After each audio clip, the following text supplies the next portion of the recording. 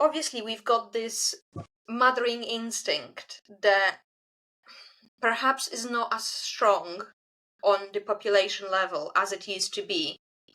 And part of it you mentioned is actually down to the way that we were raised, down to the blueprint that we were passed through our families. Yeah. But you can't also look outside into the culture, into the way that we've got policies structured, especially you guys in the States, and think that the entire world doesn't seem to be completely anti-natalist at this moment in time. So what's happening everywhere? Because it seems to be that the culture and the politics also don't really care much about mothering and perhaps giving the young kids the best start in life. They talk the talk, but there is no walk behind that talk. No, not in the States. We care more about, look, I'm a capitalist too. I was just visiting a communist country, and, I visited Cuba, and I saw the impact that strict communism can have. So I'm a capitalist. I am.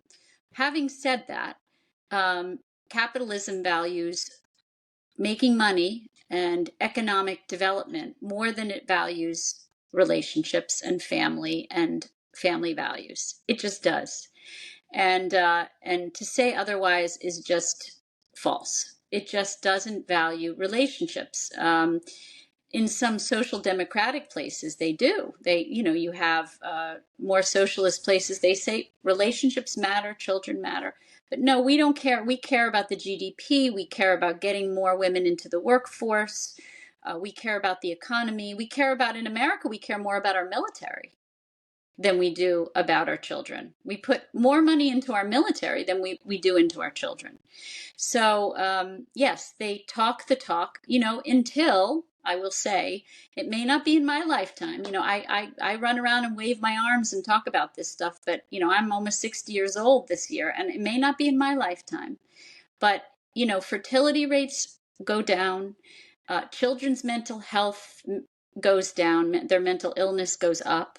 You have ill children. You have fewer children.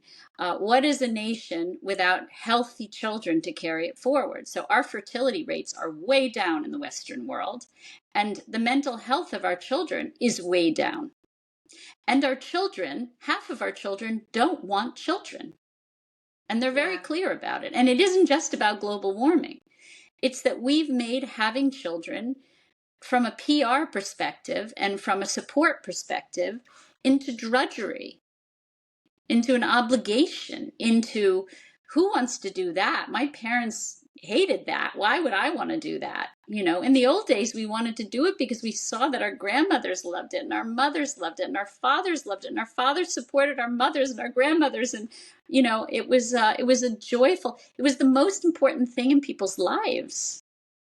Now it's an accessory. Now it's a scarf or a belt or a pocketbook. And you can have it or not have it. And if you get it, you put it in a closet and you close the door and you don't worry about it. And, kind of like that. It's not really, I hate to say in the old days were not such good old days, so let's just put it straight. We, health-wise but from the perspective, and, women didn't have rights. And so we don't want to go back to the old days. It's not like the good old days. We want to move forward in time and take what we've learned and make things better.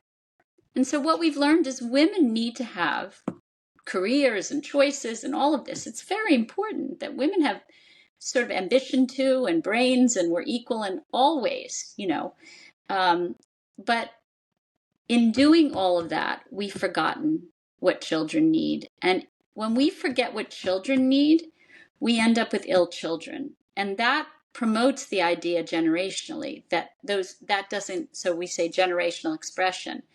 The more generations of ill children we have, the fewer generations of children we will have. On this podcast, I spoke to a few people about these sort of subjects. I spoke to Stephen J. Shaw about the birth gap. Then I spoke to Katie Faust as well about children's rights and essentially prioritizing men's rights. And what's been really interesting to observe is on YouTube comments, I don't get any negative comments from men whatsoever. The most vile, and there was not many, but there was few, really vitriol comments about how dare I talk about women not having children. And it's like, someone has to talk about it. Like, Somebody has to say it. Nobody is forcing women to have children. But Yeah. we can't sit here knowing that only between 5 to 7% of women actually don't want to have kids. The rest of them will at some point regret their decision not to have kids. And currently, according to Stephen's data, between 35 to 40% of Western women end up childless. That's a massive, massive gap of women that will live for a very long time to regret their choice. And it's very difficult to put into words how desperate the need for a child is once it turns on in your head. Especially if you haven't wanted kids for years and years.